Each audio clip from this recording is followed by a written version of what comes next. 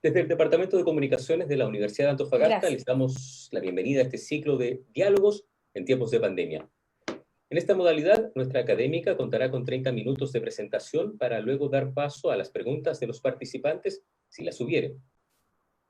En el marco de una crisis sanitaria mundial e histórica que nos impacta social, económica y emocionalmente, pero por sobre todo afecta a nuestra salud, es que miles de chilenos y chilenas con síntomas leves o graves han debido asistir a los distintos centros médicos del país y en cuyas paredes están publicados los derechos de los pacientes.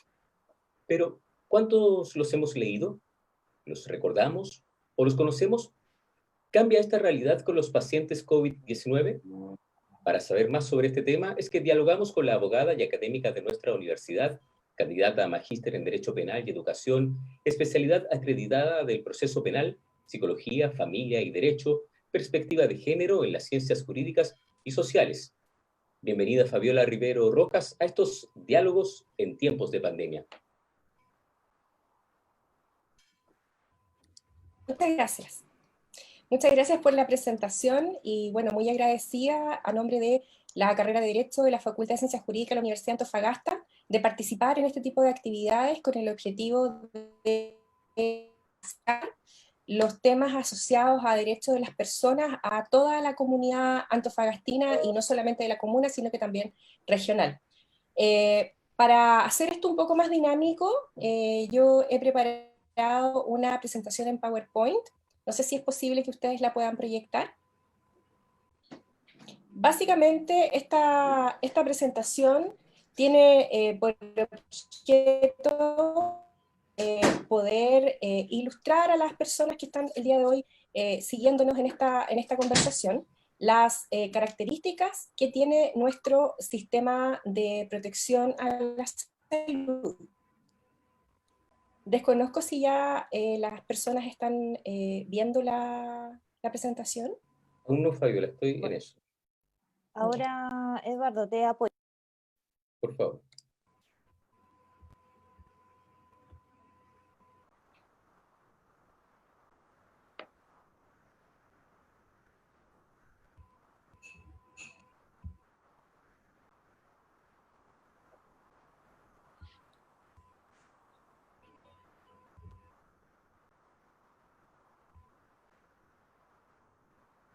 Gracias, Javiera.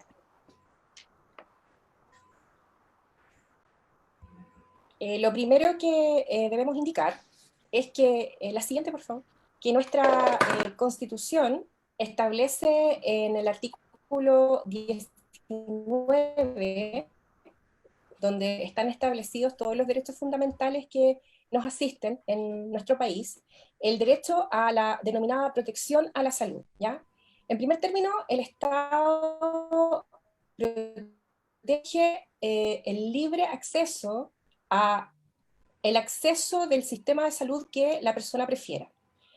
El Estado actúa de esta forma de manera subsidiaria a lo que efectivamente puedan hacer las personas a través de empresas, ¿cierto? O a través de promoverse por ellos mismos mecanismos de protección y prevención en materia de salud. Nuestra Constitución, producto del sistema en el que estamos inmersos, hace énfasis precisamente en la libertad de elección, en orden a que las personas podemos optar entre un sistema estatal o un sistema privado. Y en ese sentido, en nuestra Constitución, más que garantizar el derecho a la salud, lo que garantiza es que efectivamente se cumpla con la obligación de proteger la libre elección, ¿ya? Esto es muy importante para luego poder entender cómo se estructuran los derechos en el sistema de salud. La siguiente, por favor. En nuestro país tenemos dos sistemas de salud, un sistema público y un sistema privado. El único sistema verdaderamente vinculado a una garantía por parte del Estado de poder efectivamente las personas acceder a las prestaciones es FONASA. FONASA es una sigla que significa Fondo Nacional de Salud. Y como Fondo Nacional de Salud es el único sistema solidario, es decir, todas las personas que están adscritas al sistema de FONASA cotizan un 7% de sus remuneraciones. Por lo tanto, la persona que obtiene una remuneración más baja cotiza un 7% y la persona que tiene una remuneración alta también cotiza ese 7%. Así va a diferenciarse quien gana la renta mínima, supongamos cerca de 400.000 pesos, el 7% va a ser bastante distinto a una persona que gane de pesos, porque el 7%, insisto, se calcula, no es un valor homogéneo, sino que se calcula precisamente sobre la base de la remuneración, es decir, del sueldo. De esa forma, este sistema es solidario porque personas que ganan más efectivamente integran una cantidad de dinero mucho mayor a las personas que ganan menos. Y además, FONASA está establecida a través de tramos, de forma tal que las personas más vulnerables que están en el tramo A, sus prestaciones son totalmente gratuitas, las del tramo B, en algunos casos se cobra, en otros no, por ejemplo, las personas que son mayores de 60 años, y en el tramo E tampoco pagan ningún tipo de copago que se denomina, ¿cierto? La diferencia del valor que cubre FONASA y lo que debe pagar, ¿cierto? A través de un bono, el afiliado o afiliada. Tenemos el tramo C y el tramo D. El tramo D es para las personas que tienen remuneraciones más altas. Mientras más alta es la renta, menor es el valor que el Estado va a garantizar y por lo tanto el copago va a ser más alto. Para las personas más vulnerables, el copago es mínimo o incluso, como ya lo señalaba, en algunas oportunidades se considera, por lo tanto, que FONASA es un sistema solidario porque quienes tienen más colaboran en el pago de las prestaciones de quienes pagan, de quienes ganan menos. Porque todo va que precisamente es el Fondo Nacional de Salud. A diferencia, están las ISAPRES. Las ISAPRES no son un fondo privado de salud, no son un mecanismo de protección o de garantías de la salud. Las ISAPRES son seguros y por lo tanto, esa es la razón por la que las personas que tienen ISAPRE y luego contratan un seguro para que aquello que el ISAPRE no cubre, contratan un seguro complementario de salud, porque el ISAPRE propiamente tal es un seguro. Y como todo seguro, está vinculado a riesgo. A mayor riesgo, más alta es mi prima, es decir, el valor que se paga por tener ese seguro, y por otro lado, ¿cierto? A mayor probablemente mi cobertura de ese seguro va a ser inferior.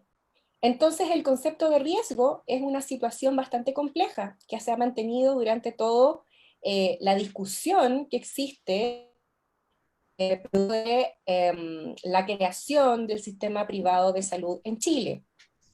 ¿Por qué digo esto? Porque el concepto de riesgo durante mucho tiempo, por ejemplo, estuvo asociado a que pudiéramos parir, ¿cierto? Entonces, para el sistema de seguro, el que nosotros pariéramos era un riesgo asociado al gasto del seguro. Esto es idéntico, por ejemplo, a los seguros de vida, a los seguros automotrices, al seguro obligatorio que uno tiene que pagar cuando va a renovar el permiso de circulación, ¿cierto? No tiene otra lógica. Y lo que decimos las personas que vivimos en Chile y que estamos involucradas en este sistema es precisamente que nadie nos explica esto. Y pareciera ser que cuando uno le exige a la ISAPRE que le dé una respuesta más protectora de los derechos de uno o una como paciente, la respuesta del ISAPRE, de las ISAPRES, del sistema de ISAPRES, tradicionalmente ha sido una respuesta de empresa. Y ahí se genera una interferencia en la comunicación, hay un diálogo de sordos, porque la persona enferma o la persona que necesita hacer control de salud opera desde la lógica de la protección de mi derecho humano a la salud. La salud, por cierto, que es un derecho humano reconocido en diversos tratados internacionales en materia de derechos humanos, ¿cierto?, se integra a un ordenamiento jurídico. Por lo tanto, esa persona, esa paciente, se transforma en una persona cotizante, es decir, una persona asegurada, la perspectiva del seguro, y que nos contesta la ISAPRE, más allá que tengan nombres de salud, no sé, con salud, más vida, no sé, nombres de fantasía que están asociados al concepto, ¿cierto?, que contestan como empresa. Por lo tanto, ha sido labor del Estado, a través de los diversos gobiernos, desde la recuperación de la democracia, tratar de mejorar, o más bien, al concepto de ISAPRE, que insisto, es netamente de seguros, una visión mucho más protectora de los derechos de las personas que están involucradas en las ISAPRES, que están cotizando en las ISAPRES. Porque debemos también recordar que hay diversas razones por las cuales una persona ha estado en un ISAPRE. Por ejemplo, solamente a modo de ejemplo, durante mucho tiempo, las mujeres realizábamos servicios de carácter independiente, no podíamos cotizar en el sistema público. No existía una cotización de independientes en FONASA. Por ejemplo, mujeres que son estudiantes, o a las mujeres que, por ejemplo, están recién trabajando y que muchas veces prestan servicios honorarios, hoy no tienen ese problema, porque hoy se posibilita el ingreso, pero al comienzo de la década del 2000, a comienzos del siglo XXI, las mujeres servicios de independientes no distinguían si las mujeres iban a un plan, porque así le llaman, un plan ¿ya? O sin sanidad, ¿ya? Y normalmente era más económico sin cobertura de maternidad, lo que era bastante terrible. Teníamos que enfrentar, o tuvimos que enfrentar, un pago por una cesárea parto, estaba ya también otro tanto con los excedentes. Antiguamente los excedentes quedaban a favor de la aseguradora, es decir, a favor de la ISAPRE, no había cambiarlos por todos los ejemplos, los incorporo a la conversación precisamente para que dimensionemos las características de este sistema. La siguiente, por favor.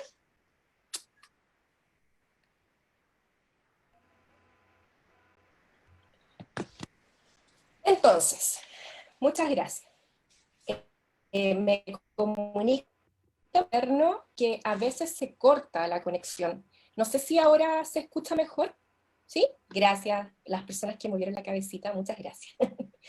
Bueno, entonces, en esta lógica que he estado explicando respecto del sistema privado, es decir, desde la lógica de un contrato de seguro, el Estado de Chile, ¿cierto?, a través de diversos gobiernos democráticos, ha tratado de robustecer o ser más protector de las personas que están en el sistema de ISAPRES.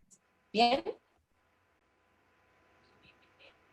Y así, por ejemplo, uno de los mecanismos más conocidos es precisamente el sistema GES, que al inicio este mecanismo fue creado en el gobierno del presidente Ricardo Lagos, se denominaba AUGE, y es una sigla que significaba, ¿cierto?, el acceso a garantías explícitas en materia de salud. Luego ese nombre se cambió por GES, pero es lo mismo.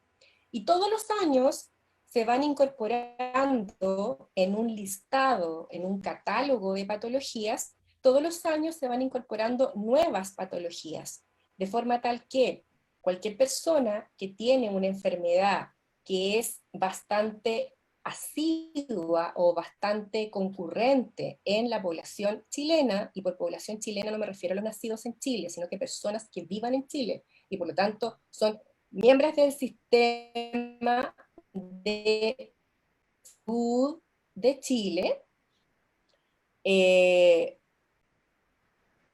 A la persona que nos acaba de saludar, yo le agradecería que cuando nos saludara sin disparates, no es necesario.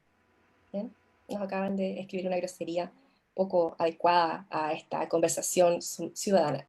A la administradora, por favor, que saque a esa persona que nos está no solamente enviando groserías, sino que además nos está enviando ofensas en materia de género. Y como mujer y feminista, no acepto bromas de connotación sexual, porque mi libertad sexual genera que yo tenga interacción sexual, incluso electrónica, con la persona que yo decido, no con la persona que me aborda con bromas.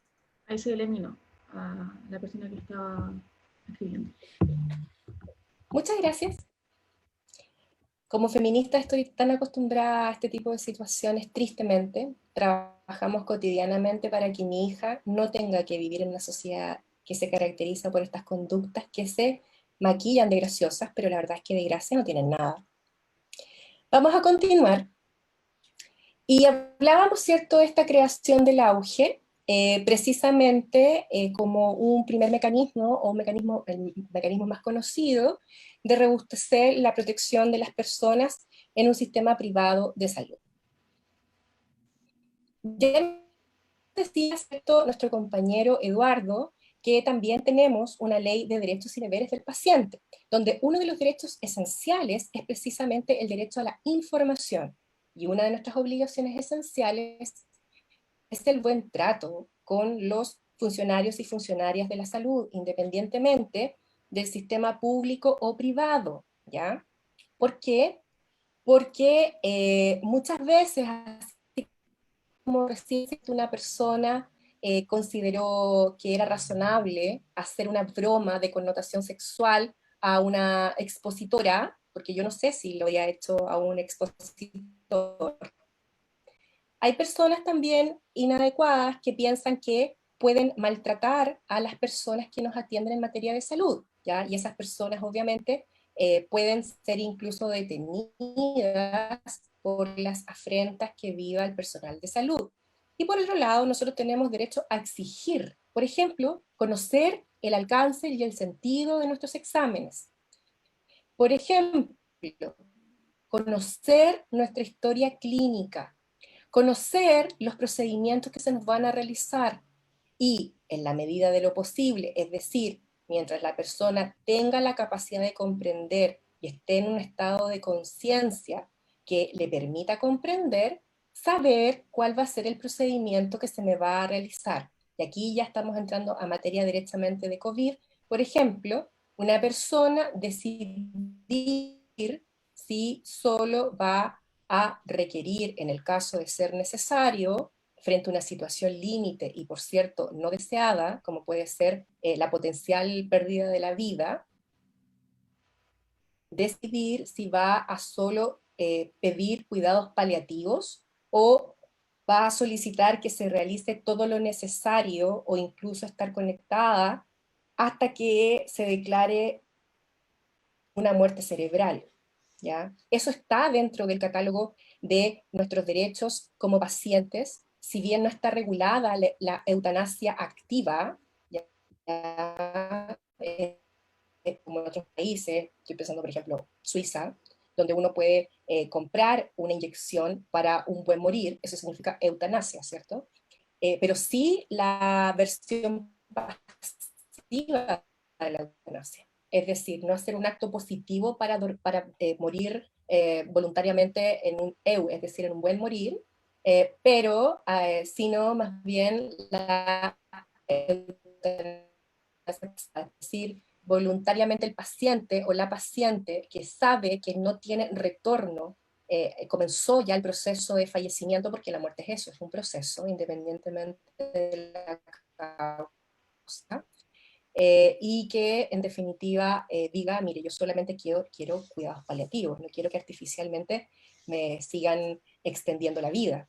Y eso lo vimos, por ejemplo, a propósito de los medios de comunicación social respecto a ciertas decisiones que tomaron en particular personas mayores en Europa, por ejemplo en Italia o en España, y eso fue vastamente difundido. Y también eso ha generado una discusión ética a nivel nacional y que muchas veces se le preguntó al ex ministro Mañalich y en la actualidad, ¿cierto?, al ministro París respecto de qué se haría frente a una situación límite de esa naturaleza. Por ejemplo, si llegamos a un sobrecupo de camas y tenemos a una persona de 80 años, de 90 años, porque claro, la expectativa en nuestro país ha subido bastante, ¿no? Y versus un joven de, no sé, pensemos en edad universitaria, 25 años. ¿Cuál va a ser la decisión que se va a tomar? ¿Bien? Todo esto se puede decir antes, todo esto se puede señalar antes, precisamente a propósito de mis derechos como paciente, ¿ya? Insisto, esto no significa que nosotros podamos decidir y pedirle al médico que nos inyecte una solución letal. Por supuesto que no. Eso sería, si el médico o la médica lo comete, sería un homicidio, ¿no? Y me voy con cuidado en atención a que hay fiscales conectados en este webinar. Pero ciertamente lo que sí se puede hacer es decir, si no tengo solución de vida, si no me voy a sanar, puedo decidir contar solo con cuidados paliativos. ¿Bien? Y por cierto, eso también es aplicable al COVID. E insisto, si la persona tiene capacidad de entregar su voluntad libre y exenta de cualquier vicio, se debe respetar esa voluntad. En segundo lugar, otra de las normas que vienen a robustecer nuestra protección a salud es la denominada ley de urgencias. Como sabemos, tristemente, en nuestro país hemos tenido muchas experiencias tristes, dolorosísimas, respecto de personas a las cuales se les ha privado de su acceso a un sistema de urgencia precisamente porque no tenía un cheque en garantía o no tenía una cantidad de dinero en efectivo. Pues bien, si una persona que está con COVID y está en el domicilio por prescripción médica, o bien una persona no sabe que tiene COVID y comienza a tener síntomas de gravedad que evidentemente ponen en riesgo su vida, puede ser usuario o usuaria de la ley de urgencias. ¿Y eso qué significa? Significa que, como el nombre lo indica, se ingresa urgentemente por riesgo vital. Y en ese sentido, la ley de urgencia posibilita que no se pague por esa prestación, incluso en clínicas. Distinto es que una vez que ya se ha recuperado la salud y se ha salido de este riesgo vital, la persona, él o la paciente, deba mantenerse durante un tiempo hospitalizado. En ese caso, obviamente se va a cobrar conforme su plan de salud el valor que corresponde por los días de hospitalización. Pero todos los procedimientos médicos y en general de salud que estuvieron destinados a mantener la vida de ese paciente que entró con riesgo vital están cubiertos por la ley de urgencia. Y es importante que nuestra comunidad lo sepa, porque muchas veces, por diversas razones, a veces por la premura del ingreso, otras veces por desinformación, porque como decía Eduardo, ¿cierto?, a veces no leemos el cartel informativo de Ley de Derechos y Deberes del Paciente cuando entramos a un recinto asistencial, se desconoce.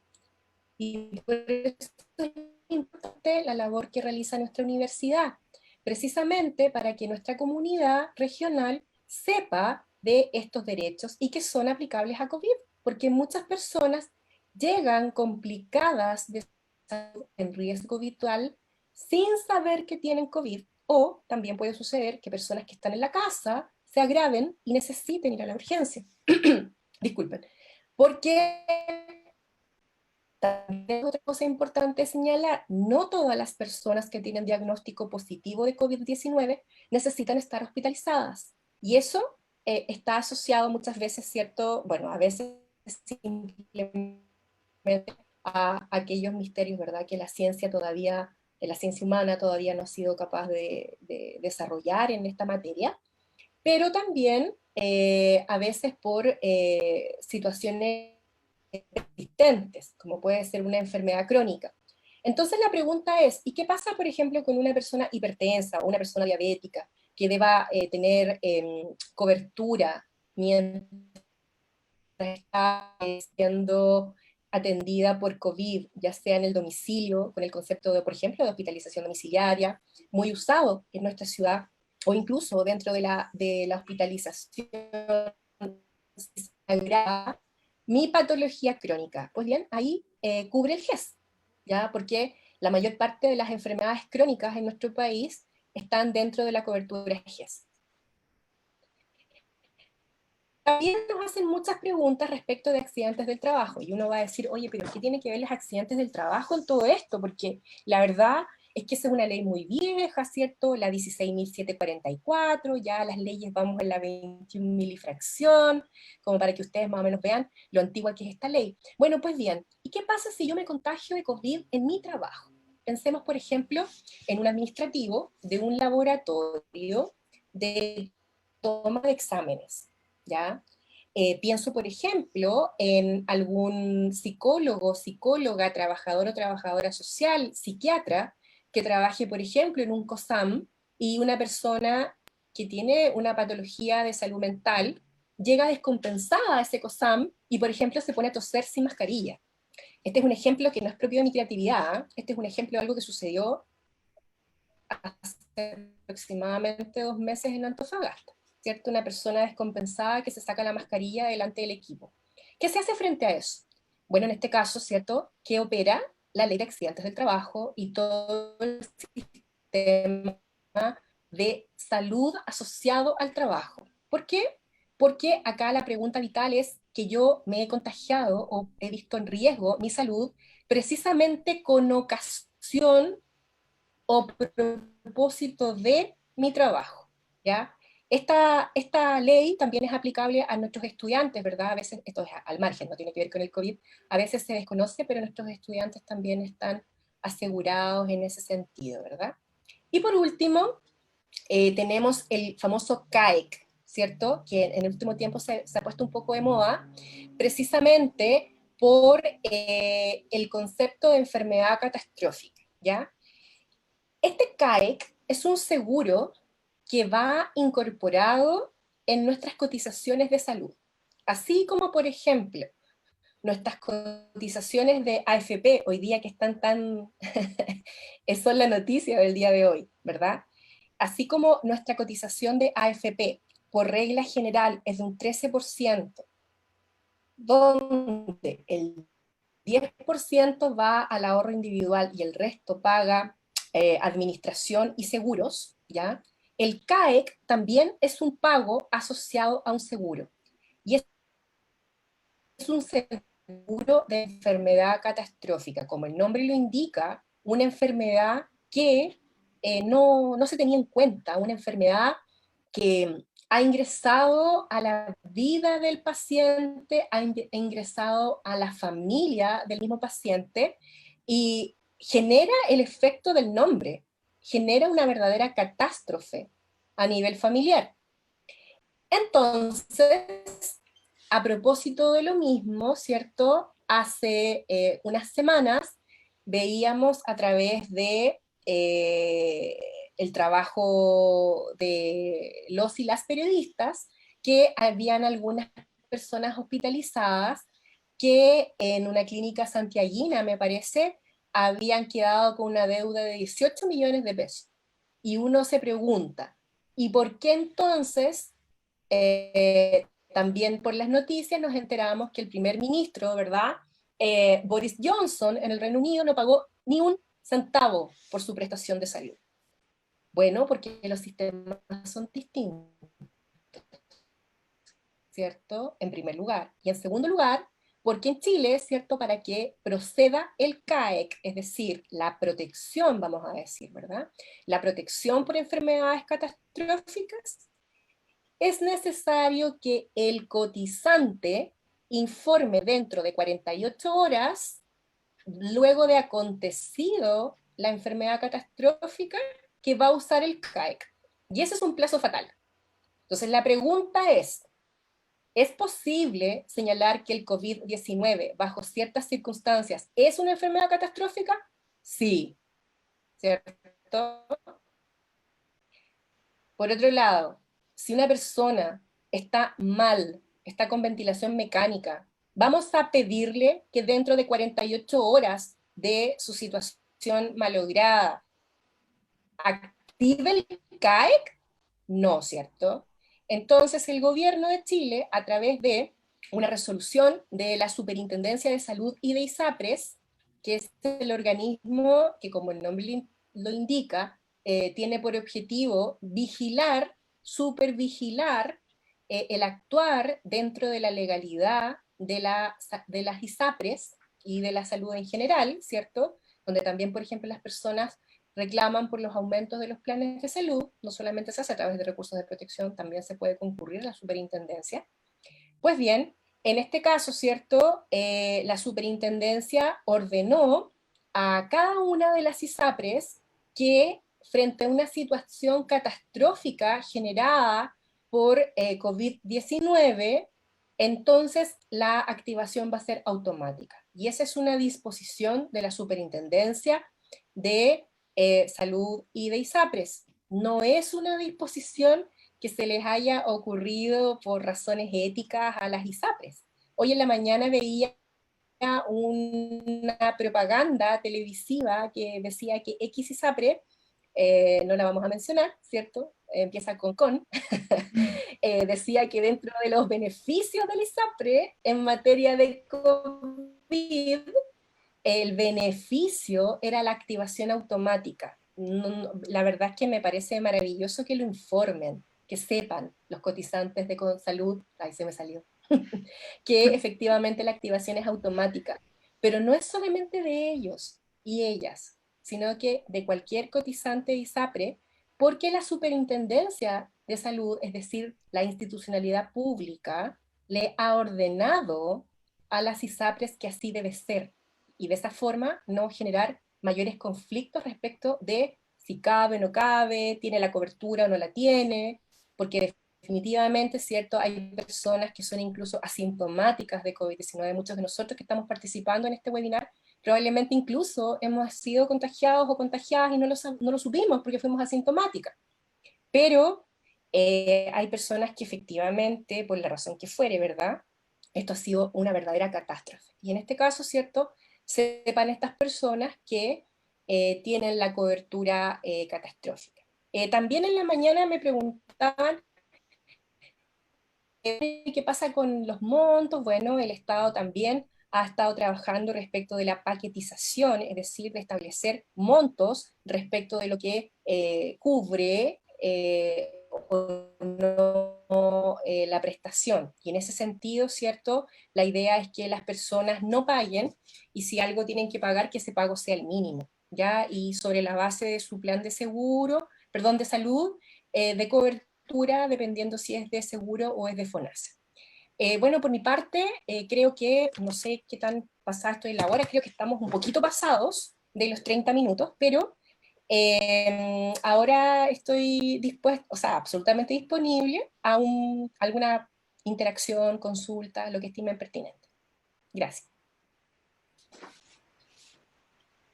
Muchísimas gracias, Fabiola Rivero, abogada académica de la Facultad de Ciencias Jurídicas de nuestra universidad, por una muy explicativa exposición respecto de cuáles son los derechos de quienes que efectivamente en algún momento pudimos ser pacientes, no lo sabemos porque hay algunos que somos afortunadamente asintomáticos.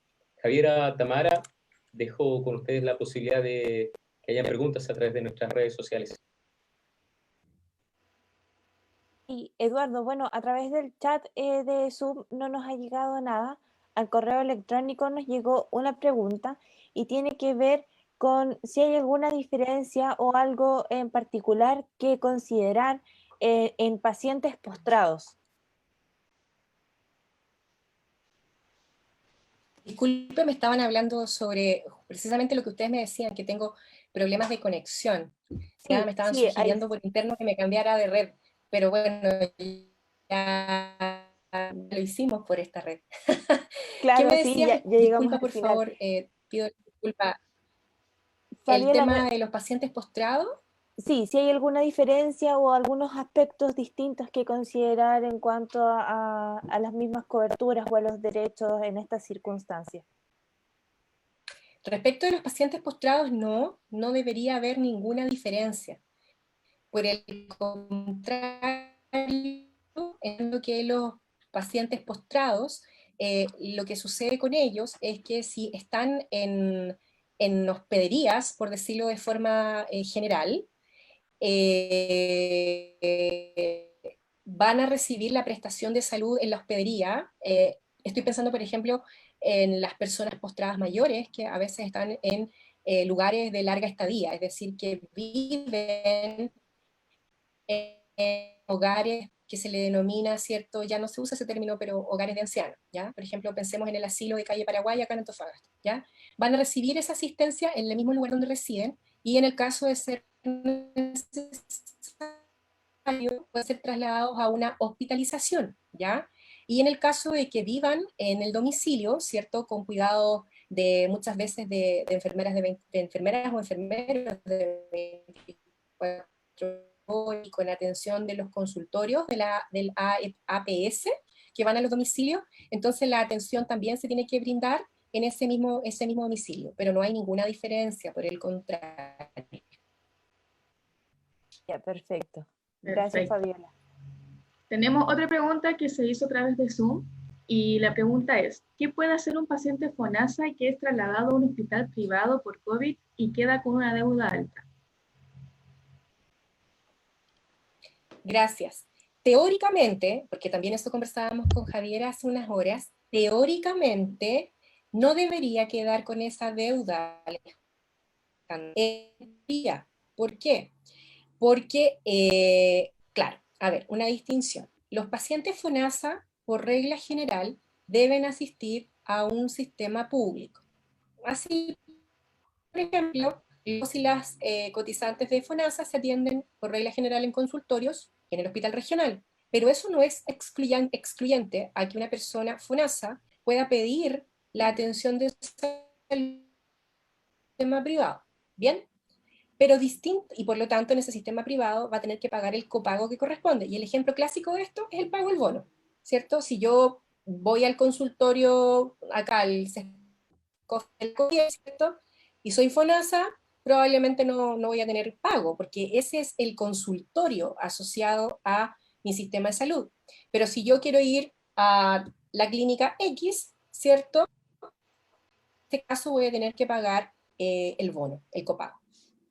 Ahora, distinto es que a través del diseño que ha establecido el gobierno de Chile de trabajo en red, yo que soy paciente FONASA, por disposición médica, se me traslada a una clínica. En ese caso, la cobertura va a ser idéntica a la que yo habría tenido, o en este caso, el paciente habría tenido si se hubiese atendido en un hospital público. Lo mismo estaba preguntando Claudia Fritis. Claro, acá es distinto a la pregunta anterior porque Alejandra preguntaba respecto de un traslado, es decir, una decisión médica. Pero sí, en el caso de que la persona que es cotizante de FONASA va a una clínica, ¿cierto? Debe pagar el copago, salvo que la atención sea catastrófica y por lo tanto se active el CAEC, o salvo que, ¿cierto?, se ingrese por ley de urgencia porque está en riesgo vital, ¿cierto? Y eso va a ser, digamos, independiente del sistema de salud. Hay otra pregunta que nos están haciendo por Facebook y es, para poder declarar un paciente LED, no sé qué significará, o con limitación del esfuerzo terapéutico, bueno, eso era, ¿se debe hacer siempre la consulta a la familia? Pero respecto de qué, Sí, ahí tengo mis dudas, Fabiola, si tiene o no relación con el COVID. No, yo entiendo ¿Sí? lo que la persona, pero su pregunta es, ¿qué es lo que se le debe formular a la familia? ¿La pregunta de qué? No sé, solo ella expresa eso, por lo tanto, Solange es la persona que nos hizo la pregunta por Facebook. A ver si nos está mirando, de repente puede complementar la pregunta que está haciendo. Sí, por favor, porque que las personas tengan movilidad reducida e incluso tengan una declaración de discapacidad física no obsta a la capacidad de decidir. Esa es la regla general. Pero quizás la pregunta va orientada a un tema en Sí, específico. Fabiola, La ahí nos respuesta es... No es dice que es con respecto de la orden de no reanimar. perfecto, ya. La orden de no reanimar, que era precisamente este concepto de eutanasia pasiva, que yo les decía que iba dentro del catálogo de derechos del paciente, ¿ya? En este caso, si la persona tiene solo una movilidad reducida, no hay ningún problema. La persona tiene capacidad de consentir y tiene la capacidad de decidir. Estas situaciones que son en el límite de lo ético, normalmente son enfrentadas con mucha valentía por el personal de salud, y cuando la decisión es difícil o cuestionable, lo que normalmente ocurre, y pasa bastante aquí en la región, no es que sea algo cotidiano del día a día, ¿no? Pero se conocen casos, no es poco usual, eso quiero decir, que los servicios de salud envían recursos de protección a las poblaciones, porque precisamente lo que estamos visualizando es un conflicto de derechos humanos.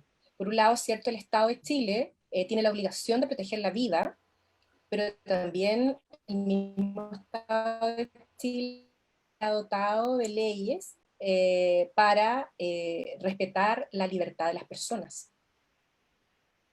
Eso. Perfecto. Hay otra pregunta por Zoom, que es de Marcelo Barrera. Dice, ¿el estado de catástrofe de emergencia está por sobre cualquier derecho? Dice que lo No, pregunta porque en Calama hay muchas quejas de familiares que han llegado a pasar 3 días sin saber del estado de sus familiares hospitalizados. Es decir, se puede argumentar que por esta razón no, se obvia la la información. respuesta es, no, a ver, la respuesta es un rotundo no. El estado de emergencia es un estado de excepción constitucional, ¿verdad? Que nosotros, o más bien el estado de catástrofe, ¿cierto? Se pregunta, es un estado de excepción constitucional que nosotros lo teníamos asociado, ¿cierto?, a catástrofes naturales. En este caso, ¿cierto?, es una catástrofe sanitaria. Previo a la declaración del estado de excepción constitucional, se decretó una alerta sanitaria, ya que esa es otra resolución que depende del presidente de la República y que se dispone a propósito de normas del Código Sanitario, ¿ya?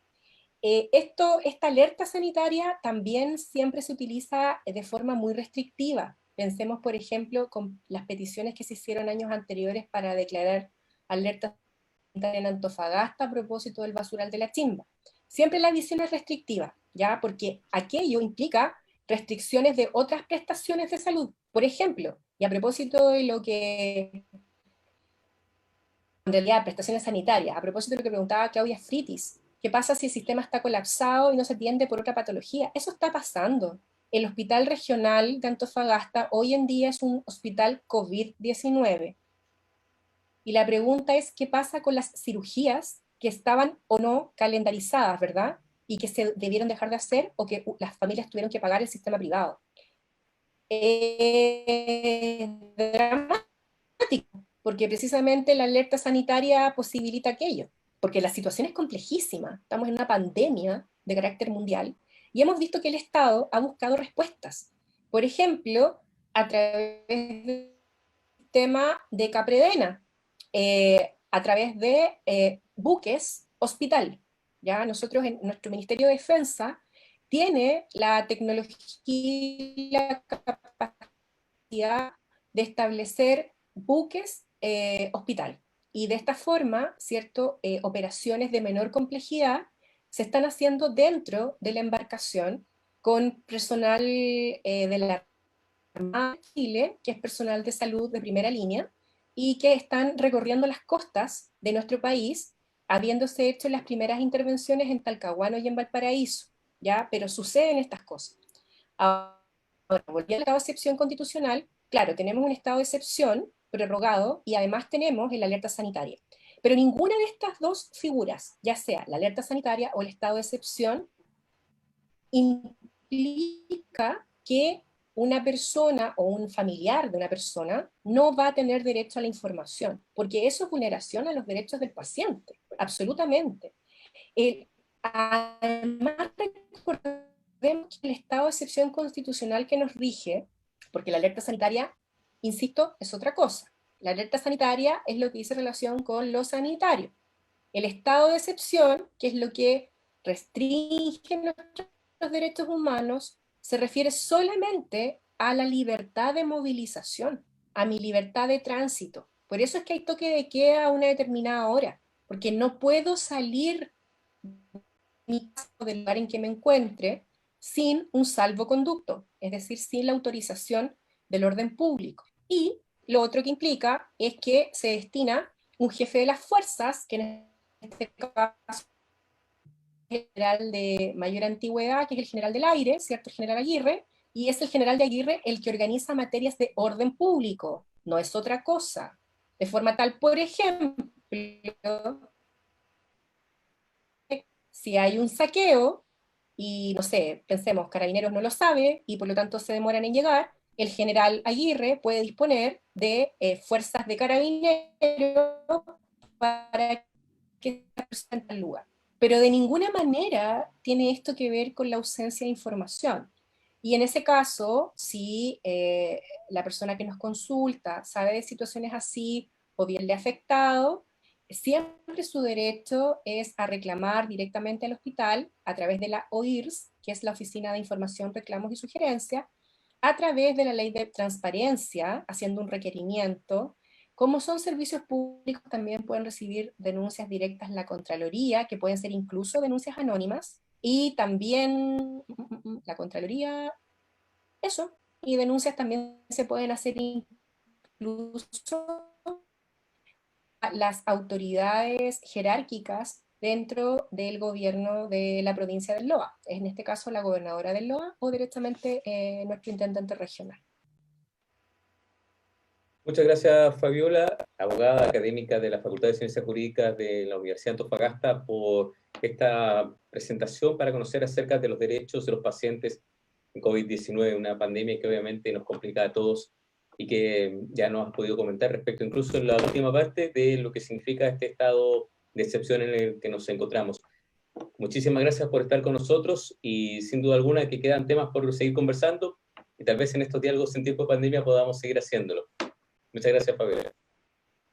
No, muchas gracias a ustedes por la invitación y reiterar el compromiso de nuestra carrera, de la carrera de Derecho, la de Derecho de Universidad Pública Regional. Por lo tanto, nuestro compromiso para siempre estar realizando actividades de difusión a nuestra comunidad antofagastina. Gracias. Y a ustedes les quiero invitar para que nos volvamos a juntar. Hay un ciclo especial de estos diálogos en tiempos de pandemia. Conversemos con nuestros hijos sobre sexualidad el 29 de julio con el magíster Marco Marrodán, matrón. El 5 de agosto, diagnóstico y pronóstico de COVID-19, una mirada desde el laboratorio clínico con la doctora Alicia Marcoleta Rojas, que es tecnóloga médica. El 12 de agosto, luces y sombras de los virus con la doctora Cristina Dorador Ortiz, microbióloga. Y el 19 de agosto, pandemia desnuda, idea de sustentabilidad chilena, con el biólogo doctor Carlos Guerra Correa. La próxima semana nos vamos a concentrar en la salud mental en tiempos de COVID-19, la segunda pandemia, con el doctor Luis Barra Ahumada, psiquiatra. A Javiera Leveque, a Tamara Villagra, gracias por estar con nosotros. Nos vamos a encontrar el próximo miércoles a las 3 de la tarde. Los que participaron, muchísimas gracias por también acompañarnos. Tamara, Javiera, ¿algo que agregar? No, solo dar las gracias a nuestra expositora de hoy. Lo mismo. Y lo esperamos la próxima semana a la misma hora, igual por esta misma vía de Zoom, para seguir conversando sobre los diálogos en tiempo de pandemia. Que tengan una muy buena tarde, sigan disfrutando de su jornada y recuerden, mañana es festivo. No sé si significará mucho quienes estamos confinados hace algún tiempo, pero algo podrán hacer distinto. Eduardo, agregar solamente que además nos pueden ver todos los miércoles en este ciclo por USTV. Ah, claro, sin duda alguna. Ya diste las indicaciones, probablemente las vamos a ir compartiendo también a través de nuestros afiches, en la promoción en las diversas redes sociales que tiene nuestra universidad y por supuesto a través de Radio UBA. Muchas gracias, será hasta una próxima oportunidad, que esté muy bien.